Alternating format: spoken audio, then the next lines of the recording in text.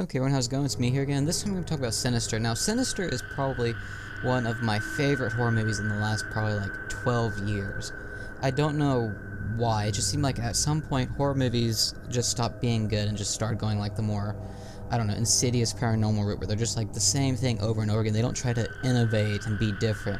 And to me, Sinister was kind of that. Pretty much what Sinister was a movie where anyone who lived in a certain house and then moved like to another house, they would end up getting killed. And the main villain, and you don't ever really see, you just know he's kind of there, kind of like looking over everything, kind of making sure things go his way, because what he would do is he would like take control of the kids and then have the kids kill the parents, and then the kid would disappear, and it would constantly go like that. And in this, Ethan Hawke plays in the movie, and he's pretty much a book writer. He writes stuff based on like murder stuff that happened, and he's doing that on this one, like what happened to his family in this house.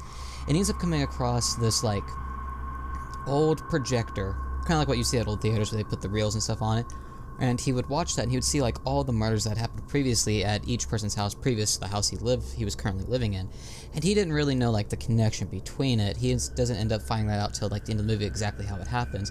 So there's like all these like little events that happen during the movie that he stays there, and the people in the town really don't like him being there. They want him gone because he's writing about an event that actually happened in that house and people don't really want to know it. So during this whole stay there, things start happening, like the projector starts like appearing there, kids start appearing randomly in his attic, which end up being the kids that were actually kidnapped, and his son has like weird little panic attacks. Now, during the movie, he'll like see like the main villain that's kind of there, the one who's just in the background, as I said, watching over everything. He's just kind of there watching what he's doing, and he doesn't notice this figure until like way later when he sees in the projector that the creature, the demon thing's actually there. And so throughout the thing, it's kind of just stalking, really, and it actually, I think, takes control of the daughter eventually by the end of the movie. And as I said, it's not till like later in the movie he goes to someone who like can study this stuff, and I will say immediately the main person that's a demon there is not actually it doesn't exist, it's not real. I ended up looking just to see, it's like, I wonder if it's real, I wonder if this is based on anything. It turned out that it actually wasn't, and I was kind of sad about that. And so, during this movie, once he finally figures it out, he eventually ends up wanting to leave the house with his family, get out of there, and that's where his mistake actually happens, is he leaves, and as I said, the thing doesn't take effect till you move into the next house, so anyone who moves into his house isn't going to end up being followed.